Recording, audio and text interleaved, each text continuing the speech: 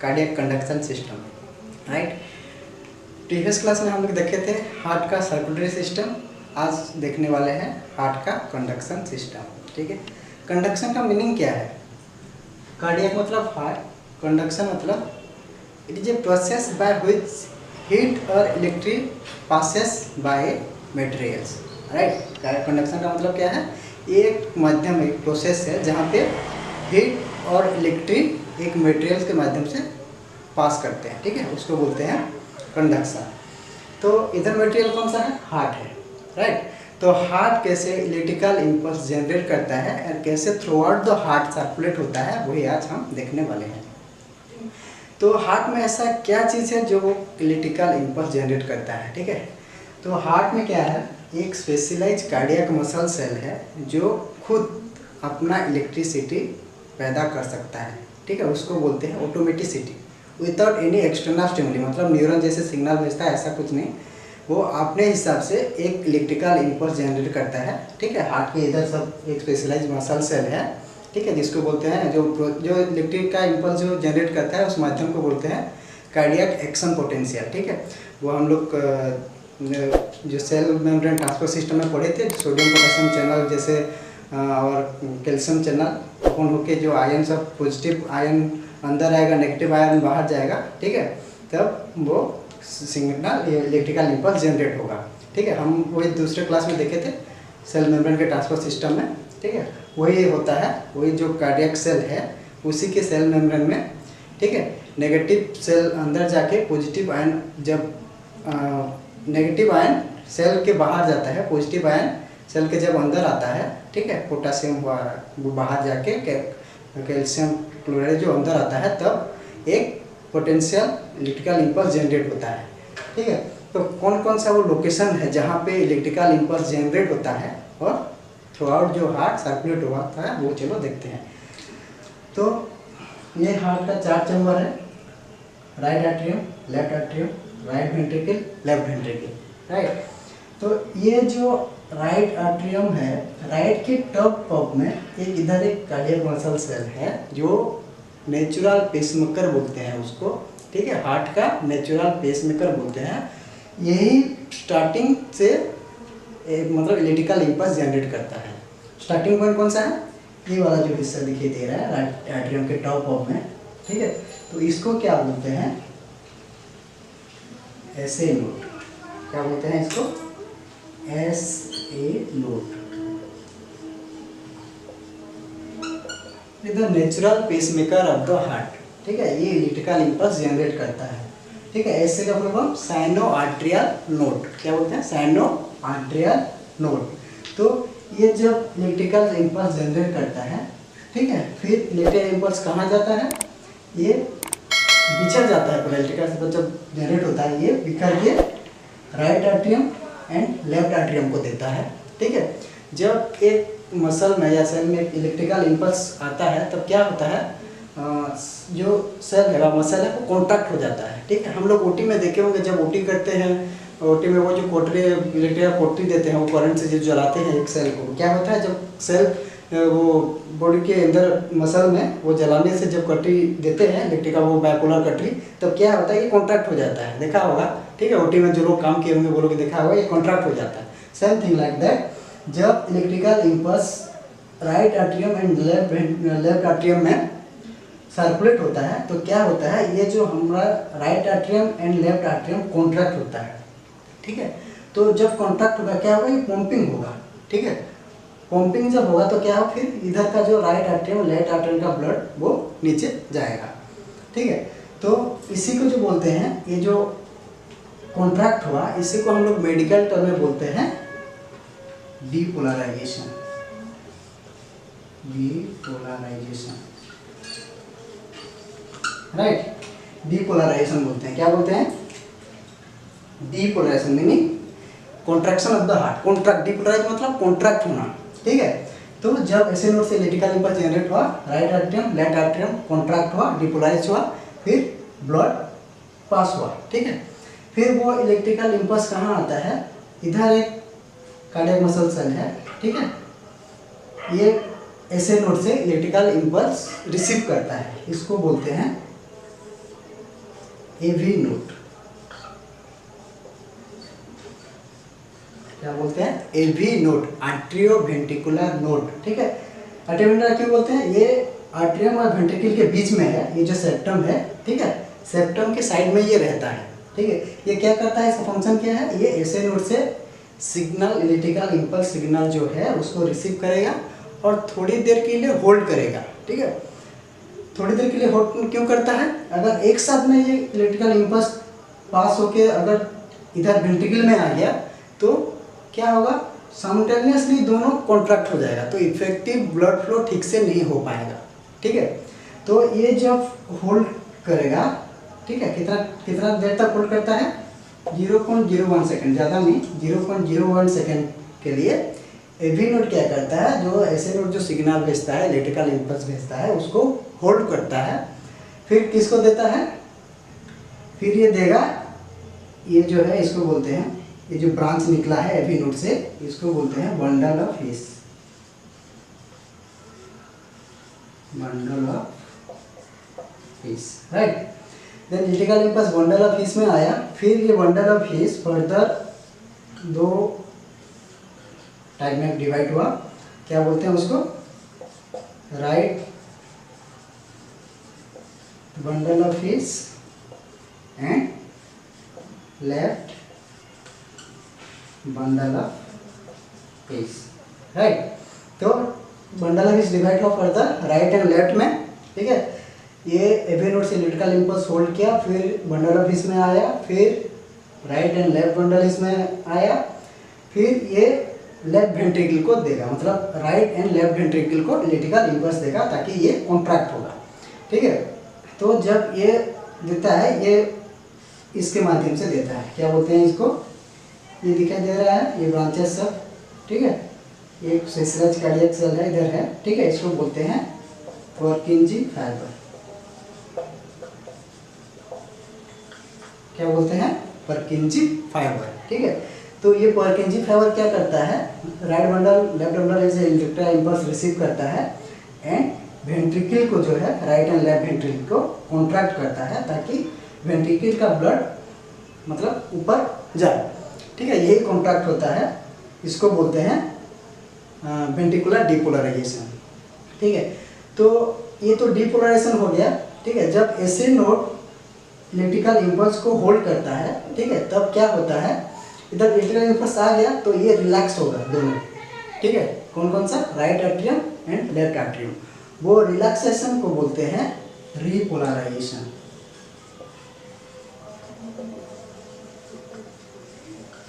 Right, तो ऐसे node क्या करता है? वेंट्रिकल आर्ट्रियम, बोथ आर्ट्रियम को रिलैक्स होने में अलाउ करता है। फिर ये जब भेजता है फिर सिग्नल, ठीक है, राइट वेंट्रिकल लेफ्ट वेंट्रिकल को थ्रू द पर्किंजी फाइबर। ठीक है, फिर ये डिपोलराइज हुआ वेंट्रिकल। ठीक है, और ये होने के बाद फिर ये वेंट्रिकल रिपोलराइजेशन होता है। ठीक है, रिलैक्स होता है। ठीक है, तो ये रहा जो इलेक्ट्रिकल इंपल्स का पाथवे। ठीक है, ऐसे आता है। ठीक, अभी देखेंगे कि ये जो ऐसे नोड है ये कितना पल्स मतलब कितना रिदम जनरेट कर पाता है, उसका जो कैपेसिटी है वो कितना है।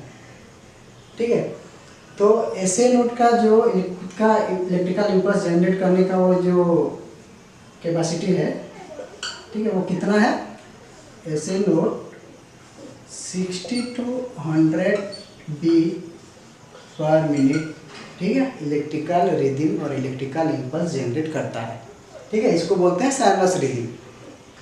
कितना करता है? 60 to 100 बीट। ये 1 मिनट में 60 to 100 बीट इंपल्स जनरेट करके थ्रू आउट द हार्ट पूरा सर्कुलेट करेगा। ठीक है, फिर अगर ये 60 से नीचे हो गया, ठीक है, अगर ये इंपल्स 60 से नीचे हो गया तो उसको हम क्या बोलेंगे? साइनस ब्राडिकार्डिया। ठीक है, क्या बोलते हैं? साइनस ब्राडिकार्डिया। और वही इंपल्स अगर 100 से एबव हो गया उसको बोलते हैं sinus tachycardia. Right, then AV node receive किया। ठीक है, फिर right bundle of His left bundle of His Purkinje fibre में सर्कुलेट हुआ। तो अभी देखते हैं कि अगर ऐसे नोड इलेक्ट्रिकल इंपल्स नहीं भेज पाया, ठीक है, कुछ एबनॉर्मलिटी व जो ब्लॉकेज हम लोग को बाद में ईसीजी में पढ़ेंगे, अगर कुछ ब्लॉकेज हुआ तो सपोज ऐसे नोड इलेक्ट्रिकल इम्पल्स भेज नहीं पाया एवी नोड को, ठीक है। तो फिर क्या होगा तब, एवी नोड का एक खुद का इलेक्ट्रिकल इम्पल्स जनरेशन कैपेसिटी है, ठीक है। कितना जनरेट कर पाता है वो, 40 to 60 beat per minute, right. कितना जनरेट करेगा AV node, 40 to 60 beat per minute generate करने का कैपेसिटी है एवी नोड में। अगर ऐसे नोड कुछ डिजीज व कुछ ब्लॉकेज की वजह से अगर ऐसे नोड सिग्नल नहीं भेज पाया इलेक्ट्रिकल सिग्नल, तो एवी नोड उसका सिग्नल भेज के हार्ट को साइड मतलब ये चला सकता है, ठीक है। फिर देखेंगे अगर एवी नोड में कुछ ब्लॉकेज हो गया, एवी नोड अगर सिग्नल भेज नहीं पाया वेंट्रिकल में पर्किंजी फाइबर में, ठीक है, तो तब क्या होगा, पर्किंजी फाइबर का भी एक खुद का एक इलेक्ट्रिकल इम्पल्स और इलेक्ट्रिकल रिदम रहता है। कितना रहता है वो, 20 to 40 बीट पर मिनट, ठीक है। तो ये हुआ खुद का, मतलब ये तीनों का खुद का पल्स जनरेशन कैपेसिटी है, ठीक है। अगर कुछ ब्लॉकेज हुआ तो ये लोग मतलब हार्ट को पंपिंग करवा सकते हैं, राइट। फिर देखिए ऐसा हम तो ये तो हो गया कंडक्शन का जो पाथवे है, लेकिन ईसीजी में हम लोग को कैसे पता चलता है, ठीक है। कौन कौन सा हिस्सा को देखे ईसीजी में पता चलता है कि ये आर्टेरियल डिपोलराइजेशन हुआ, वेंट्रिकुलर रिपोलराइजेशन हुआ, वेंट्रिकुलर डिपोलराइजेशन हुआ, वो ईसीजी में कैसे पता चलता है, चलो वही थोड़ा देख लेते हैं, ताकि ईसीजी का इंटरप्रिटेशन के टाइम में हम लोग को बहुत मदद में आएगा ये चैप्टर, ठीक है। और ये चैप्टर बहुत इम्पोर्टेंट है ईसीजी इंटरप्रिटेशन के लिए। अगर ये समझ में नहीं आया तो फिर ईसीजी नहीं देख पाएंगे हम लोग, ठीक है। तो क्या हुआ, चलो एक नॉर्मल ईसीजी मैं इधर ड्रॉ कर लेता हूँ।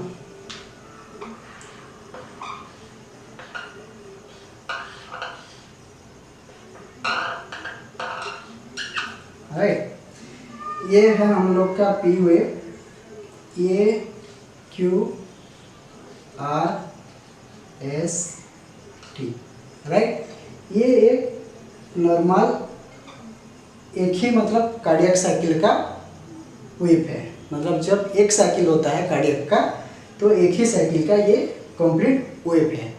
तब देखते हैं कि पी वेव कब मतलब कब फॉर्मेशन होता है ईसीजी में, ठीक है। When the SA node send the electrical impulse to the right atrium and left atrium, then the heart contract, बोला था depolarization contract होता है। जब SA node सिग्नल भेजा right atrium and left atrium को, तब क्या हुआ, दोनों एट्रियम कॉन्ट्रैक्ट हुआ, ठीक है। तो वो उसी समय में क्या होता है, पी वेव जनरेट होता है, राइट। ये जो पी वेव हुआ ये जनरेट होगा। तो पी वेव क्या इंडिकेट किया,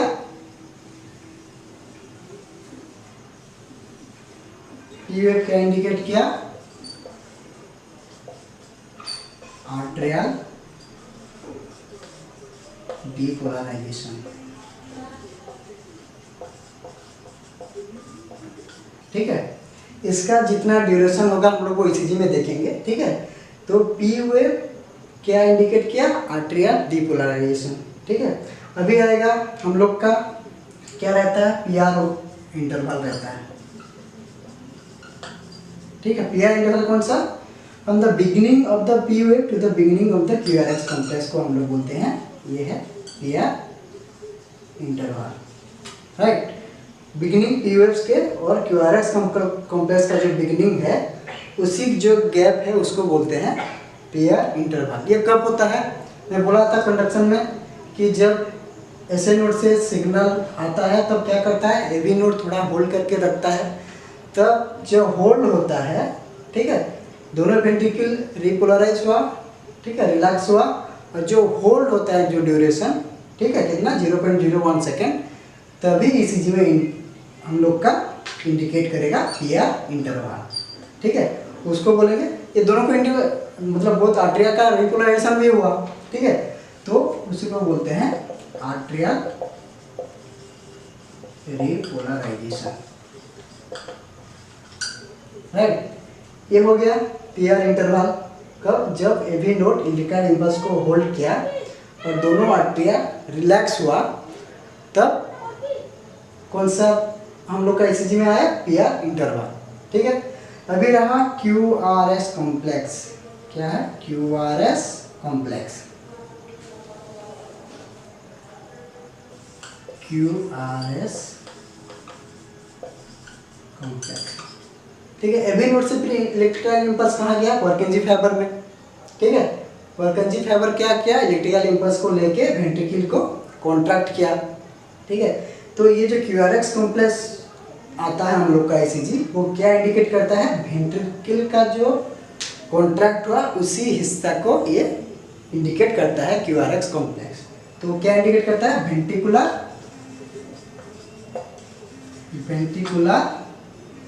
डीपोलराइजेशन। राइट, डीपोलराइजेशन मतलब contract, depolarization. Okay, got it. तो क्यूआरएस कॉम्प्लेक्स क्या इंडिकेट किया ईसीजी में, वेंट्रिकुलर डीपोलराइजेशन। अभी रहा हम लोग का जो लास्ट इवेंट है कार्डियक साइकिल का, वो क्या है, वेंट्रिकुलर रीपोलराइजेशन हुआ, वेंट्रिकल का जो रिलैक्सेशन होता है। ठीक है, वही लास्ट इवेंट है एक कार्डियक साइकिल का। ठीक है, तो जब वेंट्रिकुलर का रीपोलराइजेशन होता है तब ईसीजी में कौन सा वेव इंडिकेट करता है, और कौन कौन सा रहा, एसटी सेगमेंट ईसीजी में हम लोग देखते हैं। ठीक है, देखो मतलब रिलैक्सेशन के टाइम में थोड़ा ये होता है ना, टाइम लगता है रिलैक्स होने के लिए। ठीक है, तब जब रिलैक्स होता है फिर इधर पीआर इंटरवल हुआ, उधर एसटी सेगमेंट आया। ठीक है, और T wave and ST segment indicate ventricular repolarisation. Right, कौन कौन सा है ईसीजी में, ST segment and T wave. ये क्या किया, वेंट्रिकुलर रीपोलराइजेशन। समझ गए, ईसीजी में जो एक कंप्लीट कार्डियक साइकिल में जो एक ग्राफ बनता है नॉर्मल वाला, ठीक है, वो कौन कौन सा हिस्सा को रिप्रेजेंट करता है वही देख लिया। ठीक है, अभी देखेंगे अगर ऐसे नोड्स में बोला था, ऐसे नोड में अगर इम्पल्स जनरेट नहीं हुआ और वो एवी नोड इम्पल्स जनरेट कर रहा है, ठीक है, तब ईसीजी में क्या चेंजेस आएगा, ईसीजी में हम क्या देख के समझ पाएंगे कि ये ऐसे नोड का रिदम नहीं है, ये इम्पल्स जो जनरेट हो रहा है ये एवी नोड से हो रहा है। ठीक है, तो उसका भी मतलब हम लोग बेसिक देखेंगे, डीप में नहीं जा रहा हूँ मैं, पूरा बेसिक से समझा रहा हूँ। अगर ये नहीं समझ पाएगा तो फिर और हम क्या बोलेंगे भाई। ठीक है, तो ऐसे भी हिंदी में पढ़ा रहा हूँ, समझना तो चाहिए और नर्सिंग ऑफिसर। तो क्या, अगर ऐसे नोड, इफ ऐसे node unable to send electrical impulse, चलो लिखते नहीं, ज़्यादा टाइम लगेगा। ठीक है, तो अगर ऐसे नोड इलेक्ट्रिकल इम्पल्स नहीं भेजा है एवी नोड को, तो क्या होगा तब ईसीजी में, तब क्या होगा ईसीजी में हम जो मिलेगा, ऐसे नोड अगर इलेक्ट्रिकल इम्पल्स नहीं जनरेट किया और एवी नोड अगर इलेक्ट्रिकल इम्पल्स जनरेट किया तो ईसीजी में आएगा मिसिंग। ये देखना ध्यान से ईसीजी में। ठीक है, अगर ईसीजी नहीं देख पाए तो क्या क्रिटिकल केयर में नर्स बन के क्या फ़ायदा। ठीक है, आईसीयू में ड्यूटी करके क्या फ़ायदा अगर ईसीजी इंटरप्रिटेट नहीं कर पाया तो। ठीक है, सपोज इसे आईसीयू में और एचडीयू में काम कर रहे हो, एक पेशेंट का वेंट्रिकुलर टाकीकार्डिया हो रहा है और एफ चल रहा है, अलग तुम लोग ईसीजी देख के नहीं समझ पाओगे तो पेशेंट तो टपक जाएगा ना। तो ये बहुत ज़रूरी है ईसीजी इंटरप्रिटेशन। ठीक है, और थोड़ा हार्ड भी है, मतलब इतना इजी नहीं है कि 1-2 दिन में ईसीजी कोई सीख लेगा। तो मैं पूरा डीप में नहीं जा रहा हूँ। ठीक है, कि इलेक्ट्रिकल इम्पल्स कैसे होता है, कार्डियक एक्शन पोटेंशियल क्या है, वो सब नहीं जा रहा हूँ, क्योंकि वो जाने से दिमाग खराब हो जाएगा। ठीक है, तो मैं सिर्फ बेसिक बोल रहा हूँ ताकि जो नया नर्सिंग ऑफिसर भी है, जो लोग रिसेंटली ज्वाइन कर रहे हैं ट्रेनिंग ख़त्म करके, उन लोग को भी ये बहुत हेल्पफुल होगा। ठीक है, तो क्या था टॉपिक, क्या था, अगर ऐसे नोड इम्पल्स जनरेट नहीं कर पाया तो एवी नोड इम्पल्स जनरेट करता है, बोला था 40 to 60 बीट पर मिनट, तभी इस चीज में क्या आएगा, मिसिंग पी वेव। राइट, क्या आएगा, पी वेव इंडिकेट करता है ना ऐसे नोड का जो कॉन्ट्रैक्शन होता है राइट एंड लेफ्ट एट्रियम में, अगर ये नहीं कर रहा है तो पी वेव नहीं आएगा। ठीक है, मिसिंग पी वेव, और ठीक है मिसिंग पी वेव, और एक आएगा तुम्हारा ईसीजी में दिखाई देगा inverted P wave, inverted P wave, ये दोनों दिखाई देगा। और पी वेव अगर रहेगा तो वो इन्वर्टेड आएगा, ठीक है।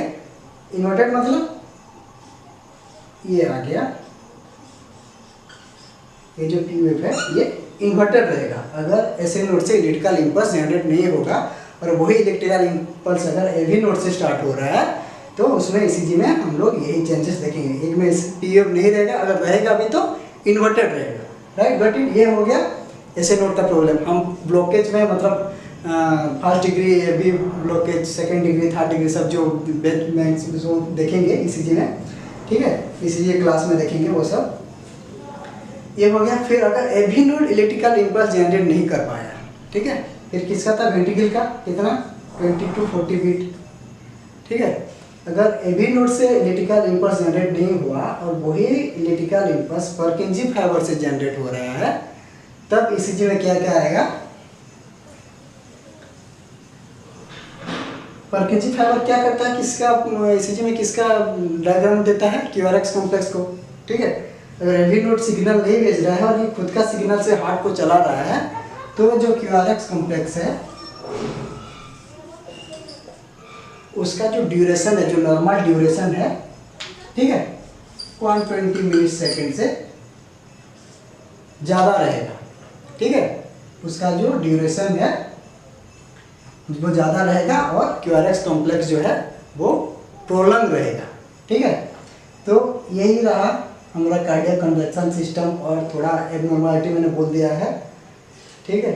और SA node, AV node, Purkinje fibre, bundle of His, ठीक है, right bundle of His, left bundle of His. ECG में हम देखते हैं क्या था, राइट बंडल, आरबीबी, एलबीबी देखना डॉक्टर कार्डियोलॉजिस्ट तब एक इसलिए देखता है अगर पेशेंट का कुछ इधर बंडल ब्रांच में अगर कुछ ब्लॉकेज है तो उसमें डायग्नोसिस में लिखता है आरबीबी, क्या है, right bundle branch block, right. Left side में होगा तो क्या होगा, LBB, left bundle branch block, ये डायग्नोसिस होता है। ये सब हम ईसीजी क्लास में देखेंगे। तो आज के लिए इतना था। अगर यही क्लास को कंप्लीट नहीं देखोगे, स्किप करके देखोगे तो ईसीजी का इंटरप्रिटेशन नहीं कर पाओगे भाई लोग, मैं बोल देता हूँ पहले से। तो कंप्लीट क्लास को देखो, ये जो पूरा ज़्यादा टाइम तो लिया नहीं, 5-10 मिनट भी टाइम नहीं दे पाओगे तो क्या फ़ायदा है, ठीक है। कंप्लीट क्लास को देखो, फिर हम नेक्स्ट क्लास में ईसीजी का इंटरप्रिटेशन पढ़ेंगे। अगर ये क्लास समझ में आया, मैं इतना इजी में बोल दिया, अगर समझ में आया तो लाइक, शेयर एंड सब्सक्राइब करिए और दूसरा नर्सिंग ऑफिसर तक ये वीडियो पहुंचाइए ताकि वो लोग भी बेसिक कार्डियक कंडक्शन सिस्टम को सिंपली समझ पाएंगे, ठीक है। तो आज के लिए इतना है। Thank you to all nursing officer.